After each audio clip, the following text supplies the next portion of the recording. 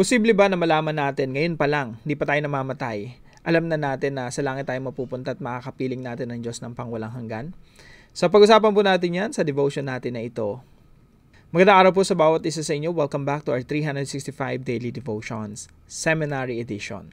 So ngayon po pag-usapan natin yung assurance of salvation. Yung assurance of salvation, ito po yung buo yung loob at tiwala na alam mo na ikaw ay ligtas at makakasama mo ang Diyos kahit anong mangyari, no? Kahit mamatay ka pa ngayon. Huwag naman sana, no? Kahit mamatay tayo ngayon, makakapiling natin ang Diyos ng pangwalang hanggan. So, assurance of salvation, it refers to the confidence and certainty that a believer has in knowing they are saved and have eternal life through Jesus Christ. This assurance is rooted in the promises of Scripture, the work of Christ, and the inner testimony of the Holy Spirit. So, assurance of salvation. Now, sabi po rito sa 1 John chapter 5 verse 11 through 13. Pakinggan po nating mabuti ito. Tapos tingnan natin, no, kung talagang sinasabi ng Biblia na malalaman natin or posible bang malaman natin na tayo nga ay ligtas na. Sabi po rito, and this is the testimony that God gave us eternal life. So may testimony pala na binigyan tayo ng Diyos ng buhay na walang hanggan. And this life is in His Son. Whoever has the Son has life. Whoever does not have the Son of God does not have life. So kung wala sa iyo si Jesus, wala kang buhay na walang hanggan. Pero kung nasa iyo si Jesus, meron kang buhay na walang hanggan. And then verse 13, sabi dito, I write these things to you who believe in the name of the Son of God, that you may know that you have eternal life.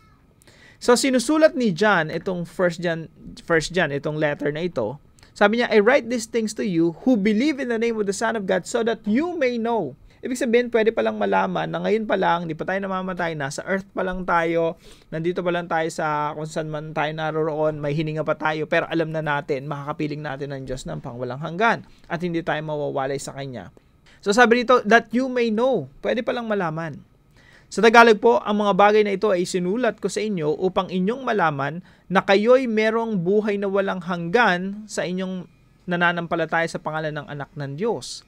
So, pwede palang malaman. So, that's the point. Ito po yung teaching natin ngayong araw. We can know we are saved. Pwede pala nating malaman na ligtas na tayo. Kaya, mga kapatid, we have to make sure that we put our faith in the Lord Jesus Christ.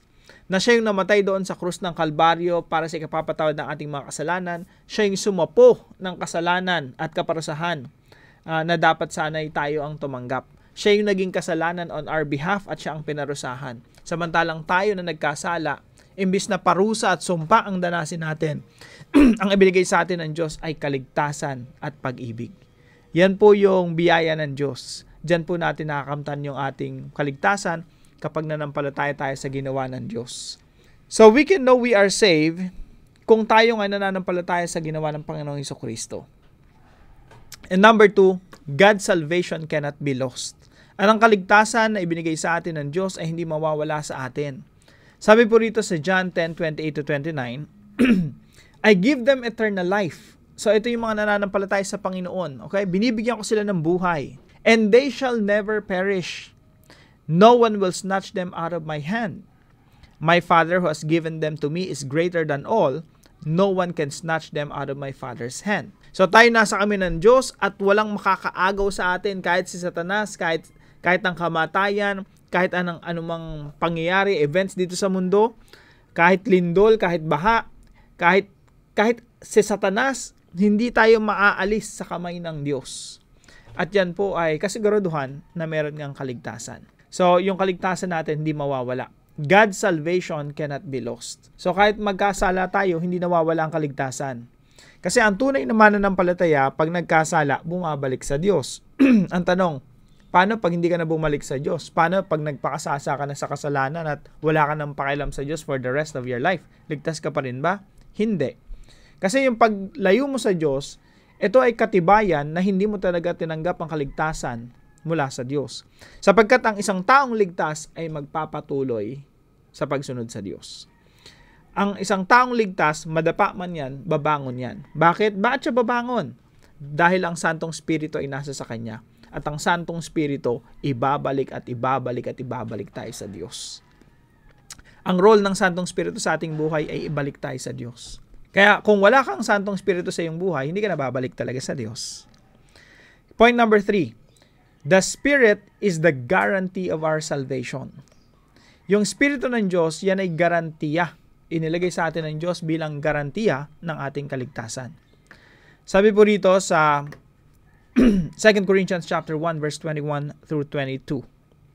Now it is God who makes both us and you stand firm in Christ.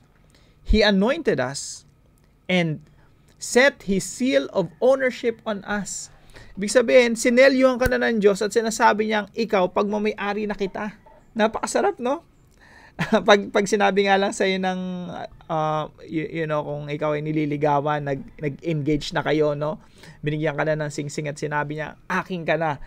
Ang sarap pakinggan, no? Pag love na love mo yung isang tao, isipin niyo yung Diyos, yun ang sinasabi sa atin, aking ka na. Napakabuting Diyos. Napakadakilang Diyos, makapangyarihan sa lahat, mapagbiyaya sa lahat, at sinasabi, akin ka na. Napakasarap, no? Talagang sinelyuhan ka ng Diyos. Seal of ownership on us. At sa paanong paraan?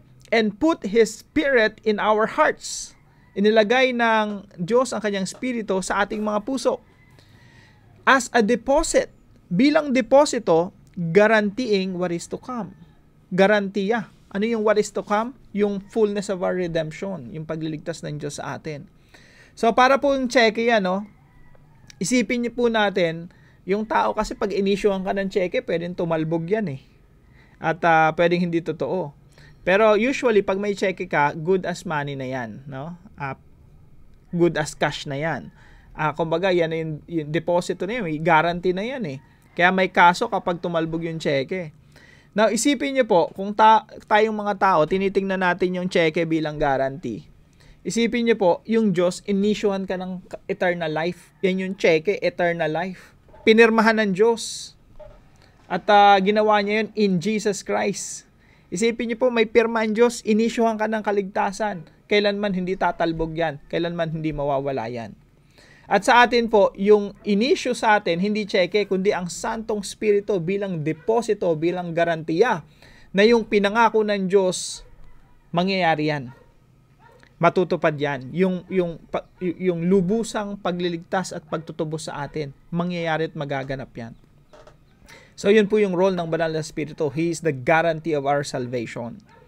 Kailanman hindi tatalbog yan. Kaya walang nagtiwala sa Panginoong Jesucristo na tumanggap ng kaligtasan tapos nawala niya yung kaligtasan, no? Kasi yung Santong Espiritu, lagi tayong pananatiling ligtas because the Holy Spirit is the guarantee of God.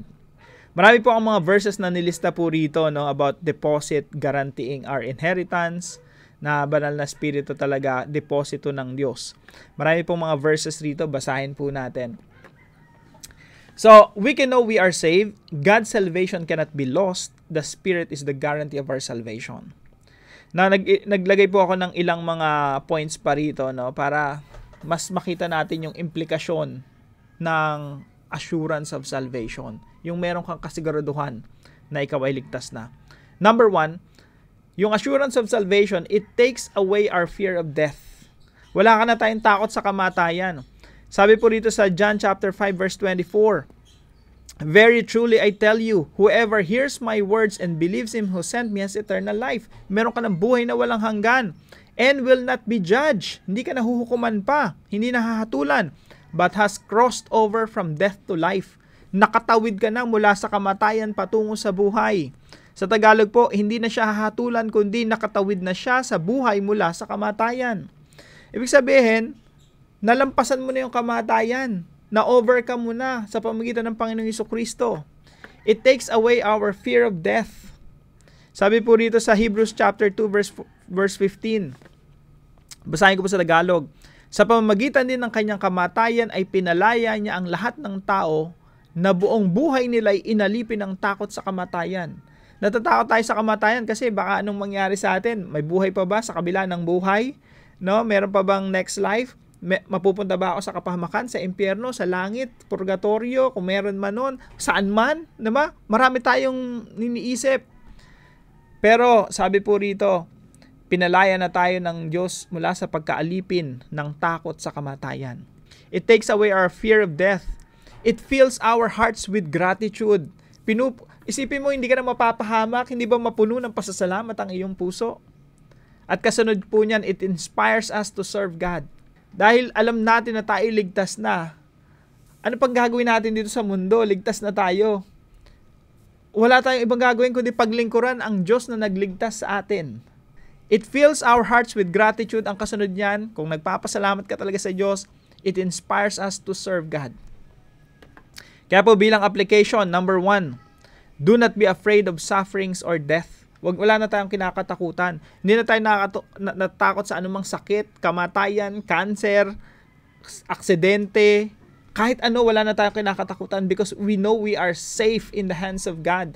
We have the Spirit in us as a guarantee na yung sinimulan ng Diyos sa atin ay malulubos. Yung pagliligtas ng Diyos sa atin ay makukumpleto. So do not be afraid of sufferings or death. Cancer ka lang. Ako, niligtas ako ng Panginoon. No one can separate me from the love of God. No one can separate me from the presence of God. Kahit cancer, kahit sakit, kahit malubhang karamdaman, kahit kamatayan. So do not be afraid of sufferings or death. Number 2 po, develop a thankful and worshipful heart.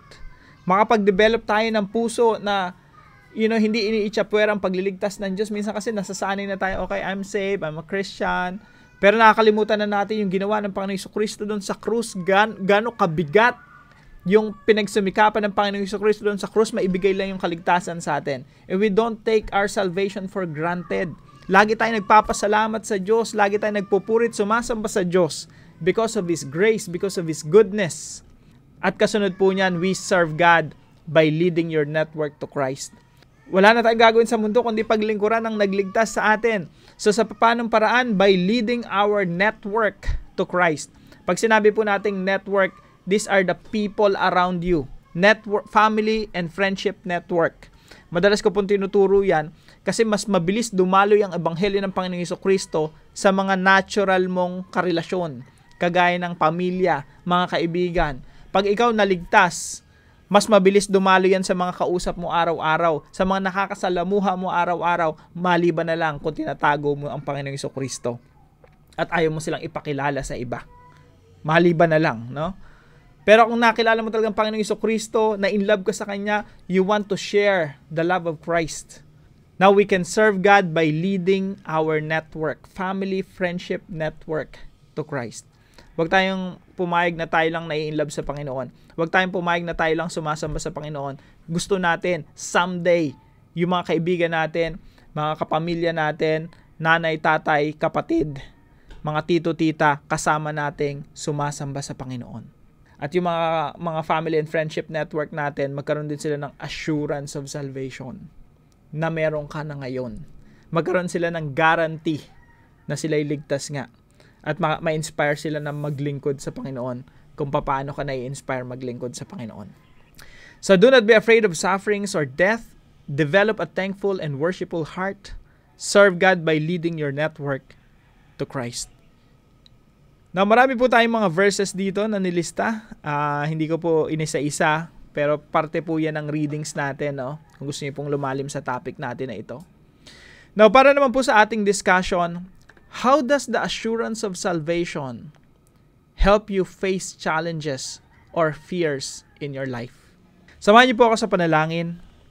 Heavenly Father, thank you for the assurance of my salvation through Jesus Christ. Knowing that I belong to you gives me peace.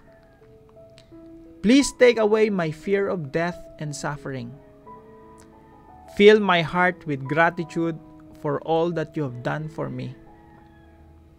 Help me to develop a worshipful spirit, praising you in every season of my life. Inspire me to serve you faithfully by sharing the good news of salvation with those around me.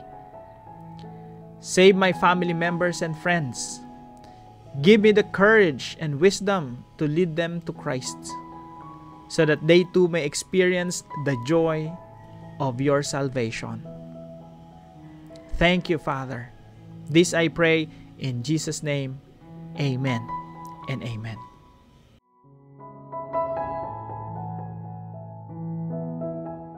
Maraming salamat po sa partner natin sa devotion natin na ito, si Sister Janet. Pagpalain ka ng ating Panginoon, kapatid. At gusto ko rin magpasalamat kila Louis Robles, Evelyn Soriano, John Abad, Egle Herrera, Ellen Toledo, Marivic Yasay, Luz Carganilla, Arnold Nuda, Lilia Fukui, Simon Tizon, Kuya Wax TV, Marilyn Munoz, Jel Eloha, very familiar name, Romel Piasidad, Janet Kabamungan. Maraming salamat po sa inyong pagsubaybay dito sa ating channel. Patuloy po kayong pagpalain ng ating Panginoon. Now, kung kayo po ay manatutunan sa devotion natin na ito, ipalam nyo lang po sa comment section right below this video, and please share this devotion to your family and friends. God bless you po. See you po tomorrow 5 a.m. dito sa ating Daily Devotion.